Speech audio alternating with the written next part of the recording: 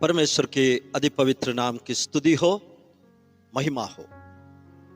Self control, आत्मा नियंत्रण नहीं तो संयम, इस विषय में 7 भाग हमने बीते हुए दिनों में चर्चा किया।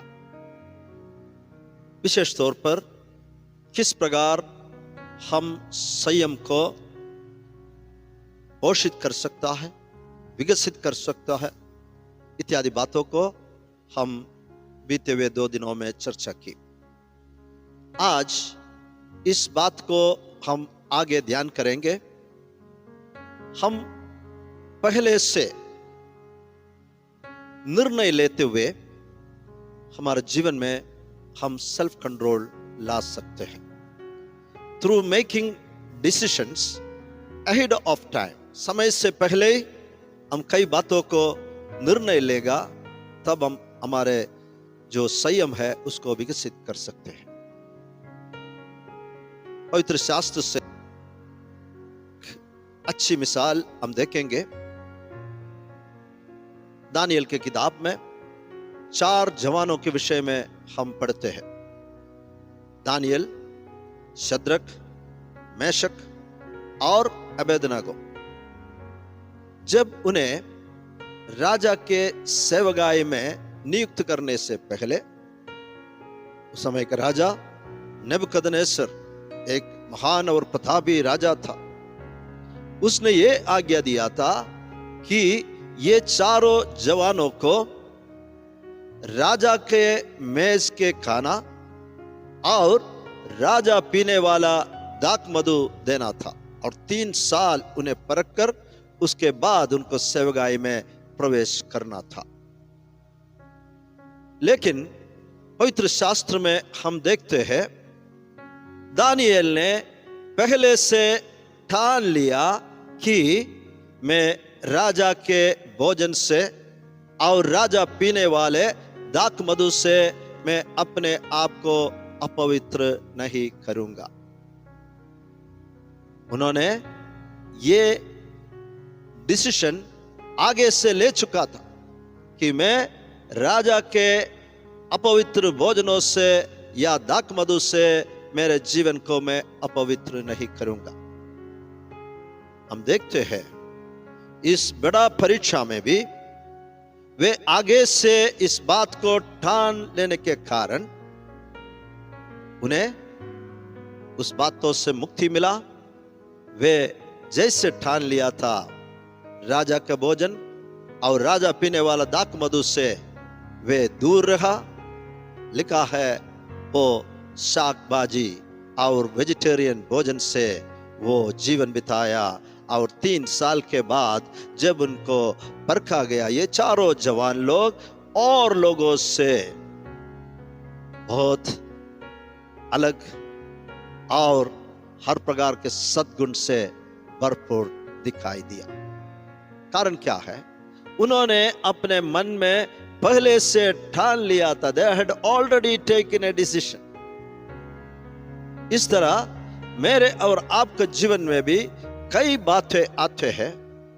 अगर हम उस विषयों में आगे से हमारा मन बना के रखें, मन में निर्णय लेकर ठान लेकर हम इस बात में जब हम आगे बढ़ेंगे, जरूर हम जो संयम को विकसित कर सकता है। कई बात हम हमारा निर्णय कई तरह के प्रेशर में लेता है। जो प्रेशर में हम निर्णय लेगा, जरूर हम कुछ न कुछ गलतियां उस कार्य में करके बैठेंगे।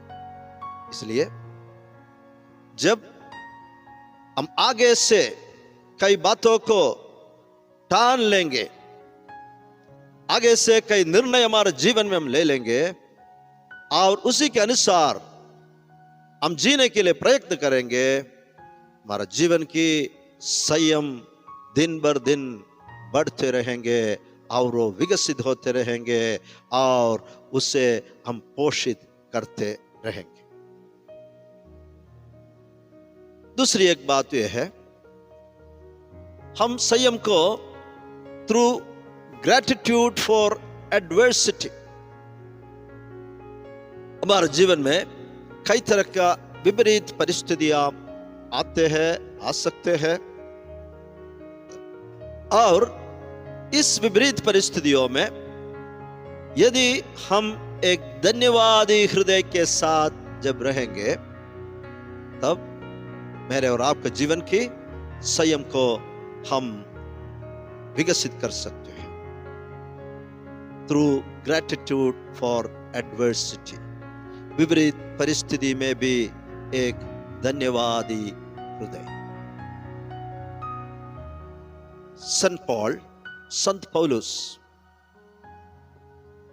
उनके पत्रियों के द्वारा कई विपत्तियां, कई एडवर्सिटी, विपरीत परिस्थितियों के विषय में वो लिखा है। उन्होंने लिखा है, मेरे सारे विपरीत परिस्थितियों में मैं आनंदित होता हूं। आई रिजॉइस इन एडवर्सिटी। आमतौर पर हम क्या करते हैं,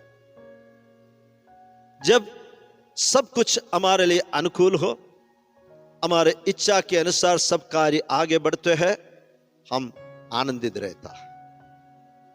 जब कोई भी बात हमारी इच्छा के विरुद्ध हो जाता है, तुरंत हमारे जीवन में एक तरह की कड़वाहट पैदा होता है। लेकिन संत पौलुस अपने पत्री के द्वारा हमें लिखकर बताते हैं, rejoice in adversity instead of bitterness. 2 Corinthians chapter 12 verse 10, दूसरी कुरिन्थियों की पत्री 12 अध्याय 10 कलम। इस कारण मैं मसीह के लिए निर्बलताओं में और निंदाओं में और दरिद्रता में और उपद्रवों में और संकटों में प्रसन्न हूं। That's why for Christ's sake I delight in weaknesses, in insults, in hardships, in persecutions, in difficulties. क्या सुंदर वचन है प्यार। निर्बलताओं में वो प्रसन्न होता है। हम कोई प्रसन्न होता है क्या? हमारे शरीर में छोटा सा एक बीमारी, एक निर्बलता आने से हमारे जीवन की हर प्रसन्नताएं चले जाता है। लोग कोई भी निंदा हमें करते हैं, हमारे प्रसन्नता सब भाग जाता है। तुरंत हम पलटा लेने के सोच लेता है। दरिद्रता के समय, उपद्रव के समय में, संकटों में, I delight in weaknesses, in insults, in hardships, in persecutions, in difficulties. संत पौल अपने जीवन के अनुभव से कहता है, प्यारो, हमारे जीवन में आने वाला हर एक विपरीत परिस्थितियां हमारे संयम को बढ़ाने के लिए मदद करता है। ध्यान से सुनिए, हमारे जीवन में आने वाला सारे विपरीत परिस्थितियां हमारे जीवन के संयम को बढ़ाने के लिए, पोषित करने के लिए मदद करेंगे। अय्यूब का जीवन हम अच्छी तरह जानते हैं। His life was with full of adversity. अय्यूब का जीवन इतने विपरीत, इतने कड़वाहट से भरे हुए थे। उनका पत्नी ने भी क्या कहा? Curse God and die. आइए हम उस वचन को हम देखेंगे। जॉब चैप्टर 2 वर्स 9 and 10, अय्यूब की किताब 2 अध्याय के 9 और 10 कलम। तब उसकी स्त्री उससे कहने लगी, क्या तू अब भी अपनी कड़ाई पर बना है? परमेश्वर की निंदा कर और चाहे मर जाए तो मर जा। Curse God and die. अय्यूब ने क्या कहा? उसने उससे कहा, तू एक मूढ़ स्त्री की सी बातें करती है। तू एक मूढ़ स्त्री की सी, ऐसा foolish woman you are talking. क्या हम जो परमेश्वर के हाथ से सुख लेते हैं दुख ना ले? हम परमेश्वर के हाथ से सुख लेते हैं, इतने सुख लेते हैं, क्या हम दुख ना ले? मुझे सुनने वाले प्यारे भाई बहनों, बालकों, हमारे जीवन में आने वाले हर विपरीत परिस्थितियां, हर उपद्रव, हर निंदा, हर क्लेश, हर तंगी की अवस्था हमारे जीवन की संयम को बढ़ाने के लिए वो सहायता करे। आइए इस वचनों के लिए हम धन्यवाद करें, प्रार्थना करें। प्रेम और अनुग्रहकारी स्वर्गीय पिता, इस सुंदर समय के लिए धन्यवाद करते हैं। संयम हमारे जीवन के एक महत्वपूर्ण कार्य है। परमेश्वर हमारे संयम को विकसित करते हुए, उसे पोषित करते हुए, प्रभु जी हमारे जीवन में बड़ी संयम के साथ जीने के लिए हमें कृपा कर। शुरुआत से हमने सीखा हमारे सामर्थ्य से कार्य नहीं हो सकता, लेकिन परमेश्वर पर, पवित्र आत्मा पर पूरी पूरी निर्भरता में रहकर हम ये कार्य कर सकते हैं। यीशु मसीह के नाम में मांगते हैं, आमेन। God's people say amen. May God bless you.